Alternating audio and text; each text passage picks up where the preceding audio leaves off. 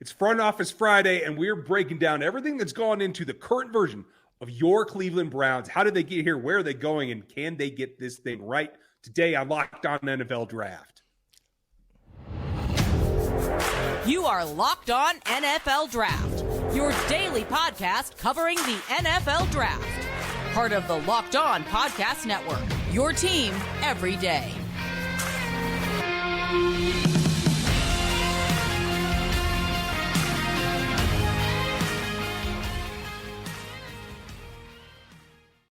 Welcome to another episode of the Locked On NFL Draft Show. I am your host, former NFL and AFL defensive back, Eric Crocker, and he's my co-host, Ryan Tracy, founder of Rogue Analytics, at Ryan Tracy NFL on Twitter is where you can find him, at Eric_Crocker on Twitter is where you can find me as well. We want to thank you for making us your first listen of the day. Today, y'all know what it is, man. Front Office Friday, and we are getting into the Cleveland Browns and some of the decisions they've made. And we want to start by going back a little bit, right? 2017 draft, they did right by drafting Myles Garrett, first pick overall in that class. I think that was one of the easier first overall picks in recent years. And they did do a little hiccup there, right? Pick 12, they had pick 12 as well. They traded it away. And that pick ended up being DeShaun Watson. Now, at the time, it looked crazy. They have made some trades. They can kind of get them back. We'll touch on that in a little bit. But they went with DeShone Kizer, I think it was, in the third round. And they didn't do very well that year. I think maybe that might have even been the year that, no, RG3 was 2016. Either way, was a bad decision to trade away that 12th overall pick. DeShaun Watson, they would have been better for it moving forward. But they tried to right their wrong by a couple years later drafting Baker Mayfield, number one overall. So they had the number one overall pick again. And they probably could have had Josh Allen. I wouldn't have drafted Josh Allen. Were you high on Josh Allen in that draft? I wouldn't say high. I was concerned, but I think I did have him number 3 in the class, if I remember correctly. Okay. All right. Well, that's not bad. Yeah. But that's where some of these things start, right? Like when we start talking about kind of where they are right now, it surrounds all those decisions right there. So do you think there's an area where maybe they went a little bit too far one way or the other, or how do you feel about kind of those couple years of their roster building? Kudos to them. It was a no-brainer. It was a slam dunk to draft Myles Garrett. I mean, and you didn't mess it up. No offense for all you Browns fans out there. There have been years where you can say, we're going to screw this up, right? It's just too simple. So kudos to them. They stayed on track. They took the best player in the draft and they put him on their roster. No argument there. I kind of disagree with the whole, like, hey, they didn't get Watson the first time, so they kind of came back around it. I don't know. I'd have to go back and pull every person that worked in that front office. That's 5 years difference. And I don't know if there's many people that had their same evaluations the first time and we're still in the building. So for me, like, that may be it was more opportunistic. It certainly feels like it to me. We're going to talk about whether that's a good thing or bad thing later in the show, folks. But from your perspective, Eric, like, if you loved a guy coming out and you didn't get him, and he's come in, he's played well, before all the legalities off the field, DeShaun Watson, I thought, was going to be right up there with Josh Allen and Patrick Mahomes and Herbert. Like, I see them as the future in terms of their ability to play on the field. Would that have soured you in any way? Would you not have put him in that group prior to the off the field stuff? Oh no, 100% in that group. And even now, like when I put out a top 10 ranking, you got the top 10 rankings right now going on like crazy. And someone asked me like, well, who are your top 10 quarterbacks? And I rattled off some names.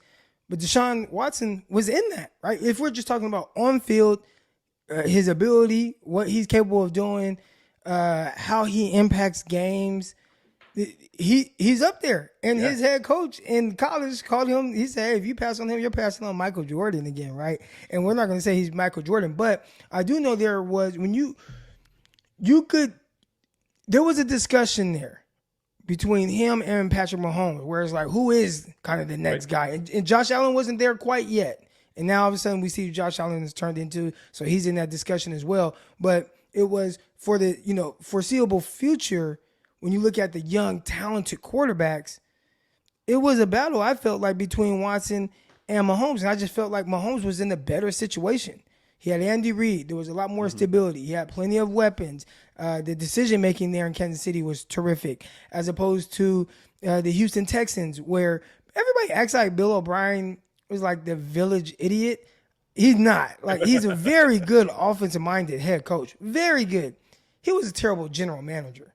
And that blew everything up there. And that kind of put DeShaun Watson in more of a, disadvantage type situation. But overall, just in the field of ability, I mean, he's up there with anyone in the NFL for the most part. I'm with you. And I'll say one other advantage that Patrick Mahomes had, it was Alex Smith.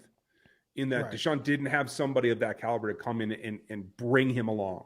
It was jump in the fire, figure out how Bill works, and try to work with it. Right. So they're trying to right that wrong by going out and getting him. And you look at the Baker Mayfield pick, and I think for as bad as it has looked now and them trading him away, and we're going to get into that in a second as well, but he played well coming out. I mean, there were some people after his rookie year saying, hey, this is a top 10 quarterback. I'm like, man, we don't think it's a little too soon to be crowning him as a top 10 quarterback because I don't think he played at that level. But that's the trajectory that they have him on. This is a guy who played with a lot of moxie, right? He just had that spunk, that fire. I think people view him like he's kind of limited as a passer, but I don't think so. I think he has a good, strong arm with nice zip, just enough mobility. He's not like this agile, mobile quarterback or anything like that. But if he needs to take off for 8 yards, he can. I think there was a lot of good. And when they initially drafted him, it looked like it was heading in the right direction. But what happened after that? Because, you got guys like Jarvis Landry. You got guys like Njoku. You got guys like Odell Beckham Jr. And you didn't get the results you wanted. You did get a playoff win, which is more than most people can say in the Browns organization over the last 25 years or so. But you didn't get quite the consistent upside and more explosive offense that I thought they'd have, especially with the running back tandem they have in the backfield. So where do you think it kind of went wrong with Baker Mayfield? It went wrong between the ears of Baker Mayfield. This is why I didn't have him as the number one quarterback coming out. I thought, and things that we're hearing now after he's left, we'll talk about the trade itself and what you have to do there. But for me, it was always the maturity issues that he had at Oklahoma. It was all the reports about the things that he did, not necessarily in the mechanics of throwing the ball, in making the right line adjustments, and actually running plays. Those things, much like Watson, if you're just talking about on the field, he can do it all. But it's the maturity level. It's the leadership aspects. It's clowning around and not being a guy that can take you to the next level. And if you go back and you watch Hard Knocks from the year that he was a rookie and they were on there, the question came back and forth about, hey, you're the quarterback. You need to be in here early. Tyrod Taylor was the guy running that organization because he was a professional. He was prepared to lead a group of men. And Baker Mayfield was not coming out. And it appears in retrospect now, he may not have been ever at his time in Cleveland. Can that change? I don't know.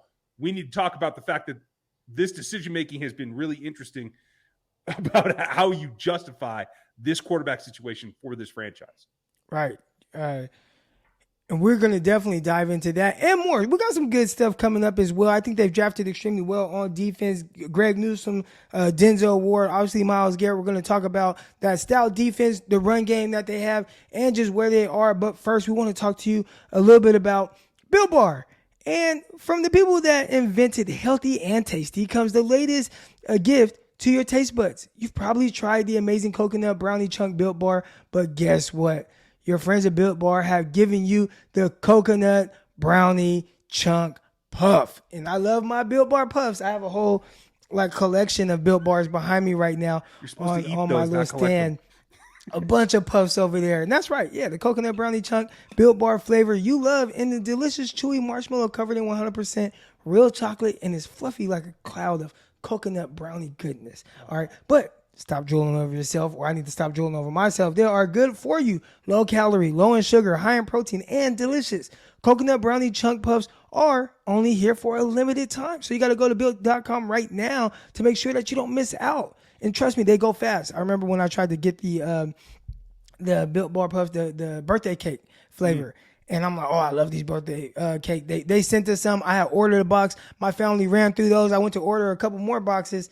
They were gone. All right, so you got to get on these coconut brownie chunk puffs fast. All Built Bars are made with collagen protein, which your body absorbs more efficiently, and it provides a ton of health benefits. Eat something that tastes good and is good for you. The best part about these Built Bar Puffs is, of course, they taste amazing, but you can enjoy it guilt-free because they are actually good for you. And when they say guilt-free, I had a peanut butter and jelly sandwich earlier today. I felt guilty of that. Eating Built Bar Puffs, you don't have to, all right? Delicious coconut, rich, sweet brownie, creamy marshmallow. Stop fantasizing about this. Go to Built.com right now and order a box of coconut brownie chunk puffs for yourself right now. Go to Built.com and use promo code LOCK15 and get 15% off of your order.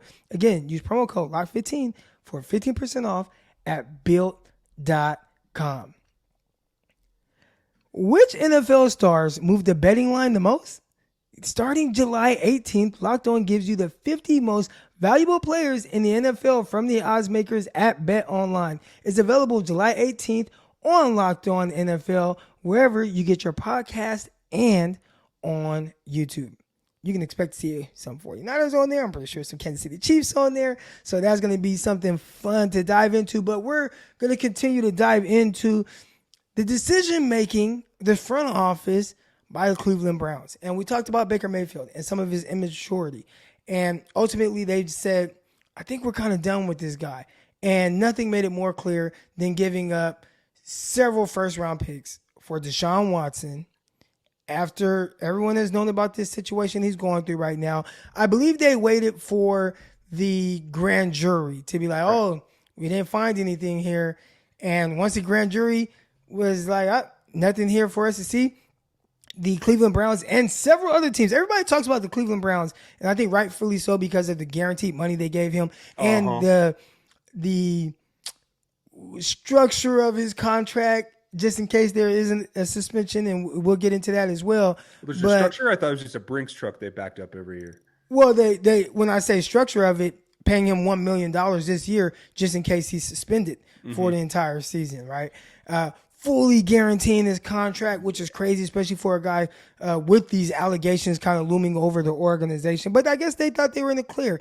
And obviously, when they made that decision, that told everybody else, hey, Baker Mayfield, he's out of there. So first, let's talk about Andrew Berry and just having the cojones to make this trade. And how do you think it's made not just the fans, but really everyone view the Cleveland Browns right now around the league? I think what it comes down to is not just Andrew Berry, but Paul DePodesta. I think leadership in Cleveland makes calculated decisions, and they calculated that the risk of suspension after the grand jury was slight enough that they valued the draft picks lesser than the performance of DeShaun Watson. If those are the only two things, I can't really argue with that. That's okay. But it is a decision because you chose to ignore the fact that, A, there's the court of public opinion that is always going to come back and bite you somewhat. Now, normally, franchises aren't going to worry about that much because you can weather a lot of storms. Ask the Washington Commanders with their owner. You can weather a lot of storms in this league because of the popularity of this sport and because of that calculated risk has now put them in a position where you have a guy that in Mayfield that you drafted, you raised, you wanted to give him every opportunity to become your franchise. And then you went out and did this. Rather than moving on from Mayfield first, you went out and got Watson first. And I think the order of that actually changes the perception within the building, and particularly to the guys on the roster, in that you're taking this risk now, and we don't really know what it means. If that's all it was to it, I could even live with that. But I got to tell you, between you and me, I think the craziest thing that was done was this guarantee. Yeah. And I tease about the structure of it.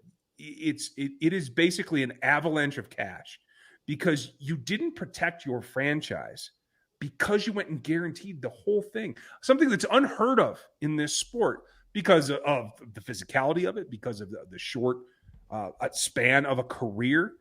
It just seems a risk too far for me. I don't know how you feel about it, but that was the thing that really grabbed me. Yeah, no, I mean, I get it in the sense of the talent that you want at the quarterback position, but we all knew what was kind of looming over that. And until this was 100% resolved, it was going to be hard to make a move on DeShaun Watson.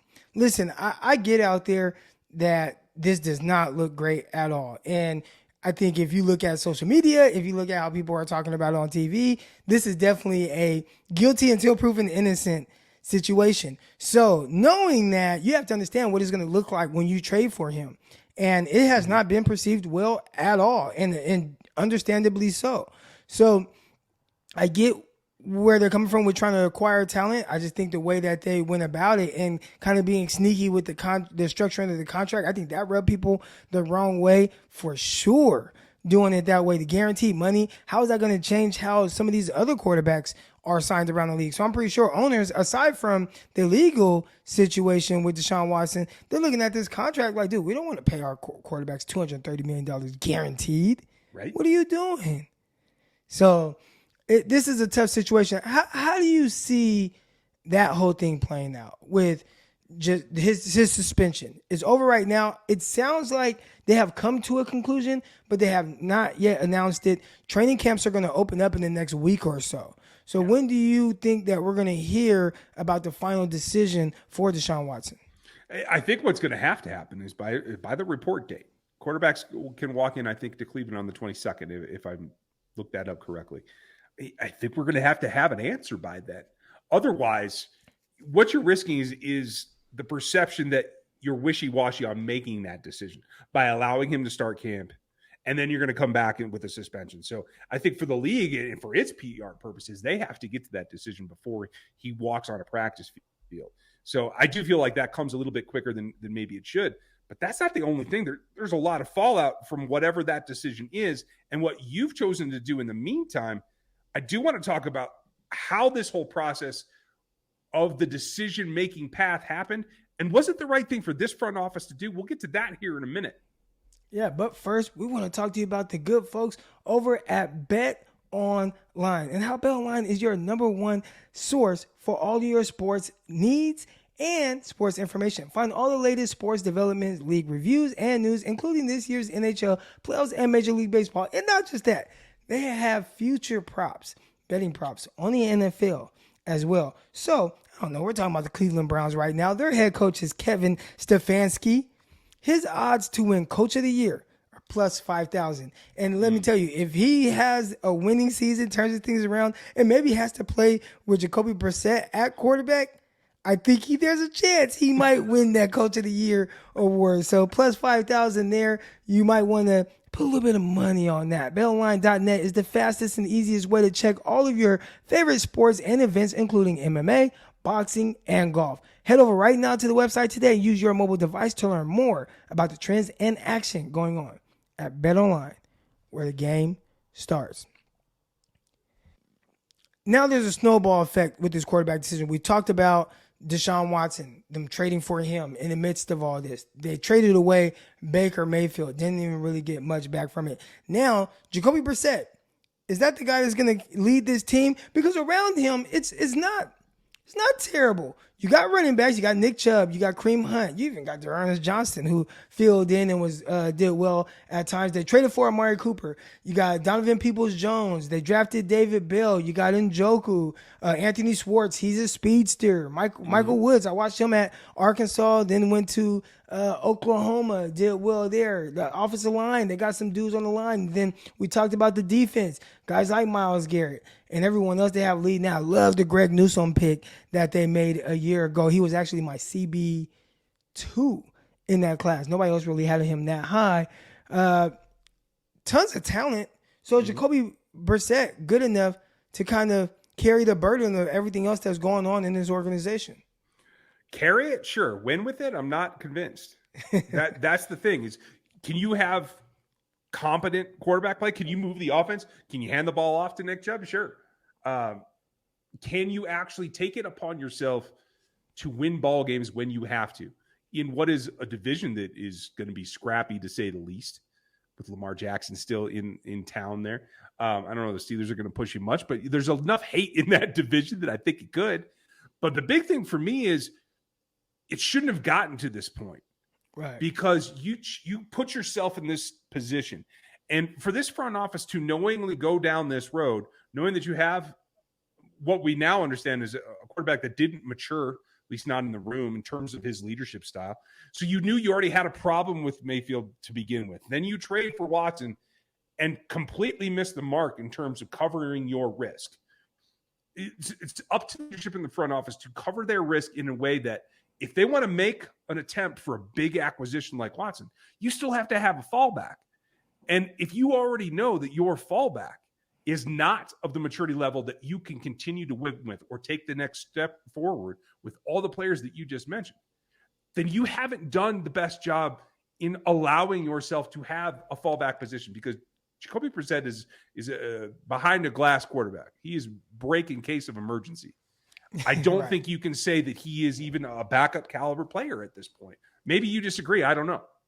Well, no, I definitely think he's a good backup, right? If he's a guy that, hey, if you got to fill in for, 2 games a year, 3 games a year, I think you're like, okay, I'm fine with him doing that. Now, for a full 17 game season with the roster that I feel like they have, again, maybe they can have one more receiver that they feel really confident with. But again, you got weapons all over the place. You can lean on the run game. You got a terrific defense there. This is a team that's kind of ready to go, and they were primed for Watson to be able to step in and play well. That ain't going to happen, at least not for the foreseeable future. I don't know. Maybe I think if I had to guess, or if BetOnline had some betting odds on will Watson play this year or not, I think most people would say he ain't playing this year. So if that's not going to happen, then what do? Now, obviously, I covered the San Francisco 49ers. They have a guy named Jimmy Garoppolo. This is Jimmy Garoppolo's last grasp for help because 49ers are trying to trade him. They've made it extremely clear. Right before they broke for the summer break, someone asked, like, hey, what's the situation with Jimmy Garoppolo? He says, it hasn't changed. We expect him to be traded. So they are working their hardest to be able to move him. Do you think that Jimmy Garoppolo, who he's won a lot of games with the 49ers, but how has he won? A lot with the run game, a lot with the defense. Again, that's how kind of Cleveland is structured. Is that enough, and is he enough of an upgrade to give up some kind of draft capital for him? And it might not be much. Let's say it's a 6th-round pick. And we know the Browns, they have the salary cap to be able to take on that contract. Maybe there can be a little bit of a restructuring. But for Jimmy Garoppolo, it's like, look, man, I just need an opportunity to show what I can do. I think this is a good situation for him. He should know this offense. Stefanski comes from the Vikings. Why can't I think of the offensive coordinator right now? From that, or he was the head coach for the Vikings, not Zimmer. It starts with a K, I feel like. Anyways, he used to be a head coach for the Houston Texans. That offensive guy, and that's where Kyle Gary Shanahan Kubiak? learned Is a lot. that what you're talking Yeah, about? Kubiak. So Okay. the Kubiaks and stuff.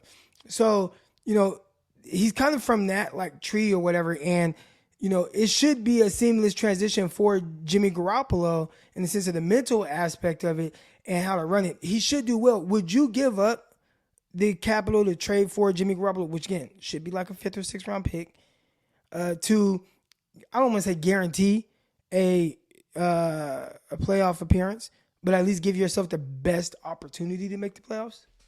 I would. I think a 5th, 6th, 7th round pick is not a problem. I don't know what his cap hit is this year. I think the Browns are sitting at 48-ish. So what is he? He's got to be 16, He's 18? No, Jimmy's cap hit would be like $25 million. Okay, Now, the thing that's is, none of significant. it is guaranteed. And for him, he has to figure out, hey, what if they want me to lower it to $18 million? Is it worth me taking, a $6 million pay cut to play this year and show what I have to where maybe I can latch on somewhere else? Say maybe Absolutely. the Houston Texans. What if they don't necessarily care for what they have with Davis Mills, which I'm a fan of Davis Mills, but maybe they let it play out this year. He's not quite there. They have a high draft pick. You know what? Let's sign Jimmy Garoppolo and build around, whatever he is. They should be closer to being a playoff team at that time. So do you think it'd be worth Jimmy Garoppolo to even take, maybe a $6 million pay cut? I say $6 million, like that's like a little bit of money, but to Right. take a $6 million pay cut and play it out with a team like the Browns, which I think could do a good job of supporting his strengths and weaknesses. I think it's the best situation for everyone because Jimmy needs someplace to showcase his talent.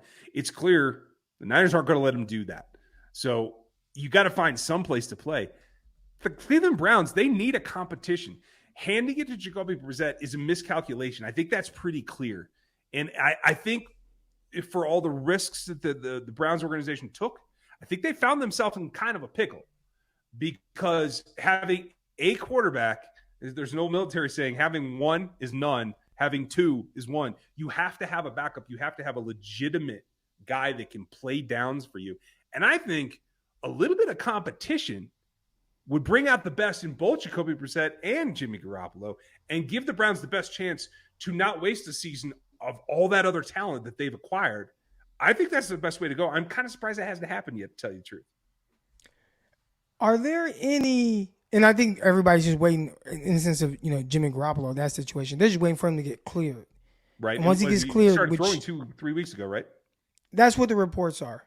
So if he has started throwing and everything checks out, I would assume right before it's time to really report next week, you should probably start hearing some discussions about who potentially is going to target getting Jimmy Garoppolo. Maybe the Browns. I will probably know more about the DeShaun Watson situation by then, and I'm pretty sure they already have all their different things that they want to do ironed out. If Watson's going to miss a full season, then all right, let's maybe trade for Jimmy G. If Watson's only going to miss 10 games, then all right, we'll ride with Jacoby Brissette. So I still think that's a miscalculation. 10 games without Deshaun Watson? Yeah. It's hard to see a playoff picture there. You got to win 9 games at the very minimum. Well, but can you trade for Jimmy Garoppolo and then 10 games in, and let's say your team is, I don't know, 6-4. And you're like, all right, Jimmy, thank you for your services, but Deshaun Watson's going to take over now. Like, I don't think you can do that. You did great. Are there any rookies from the Cleveland Browns that you're looking forward to seeing? I'll kind of list off some of the guys. I think for me, it's probably 4th-round pick, Perion Winfrey, defensive tackle out of Oklahoma. Jerome Ford, like him. I talked about Dearness Johnson being kind of that third back. I think there's a scenario where Jerome Ford maybe takes over out of Cincinnati. He was a 5th-round pick. Let's see someone else that I like out of there. We'll see. Alex Wright, that was a guy that we watched a ton of from UAB, and then maybe David Bell. Any of those guys on that list where you're like, you know what, I can't wait to see what this guy does for Cleveland Browns. I think Ford is another change of pace back in that offense is going to be great. But I think Bell may be the guy that has the best kind of like floor as a rookie. Obviously, there's other pass catchers there, but I think he's a guy that brings more than he got credit for in the draft process. And if he can click into the offense, I think he can do well. Yeah, I know who will make an immediate impact. The kicker out of LSU, they drafted the kicker 4th round. So anytime you draft a kicker 4th round, like you will be there on the field anytime they have any type of special teams duty, and he'll be out there contributing. But Ryan, it's been fun talking about the Cleveland Browns. Man, this is a weird organization right now, and I'm just interested to see how this whole thing plays out. They've been weird this whole time. The couch pick and all these picks, right. A lot of things haven't worked out. Felt like they were turning that corner, but right now they might be going backwards a little bit. We're going to see how that whole thing pans out, and much more teams. We're going to come back to this Front Office Friday next week, but right now we want to thank you for making us your first listen of the day. And of course, again, if you want to reach out to us on social media, tell us that we're right, tell us that we're wrong. At Eric_Crocker on Twitter, at Ryan Tracy NFL on Twitter. And again, thank you for making us your first listen of the day. For your second listen of the day, Locked On 49ers with myself, Brian Peacock, Locked On Chiefs with my guy, Ryan Tracy. And, hey, man, we got a lot of good shows across this platform, including Peacock and Williamson. All right, they're covering the entire NFL. You got all that and more on the Locked On Network. But until next time, we'll see y'all. Peace.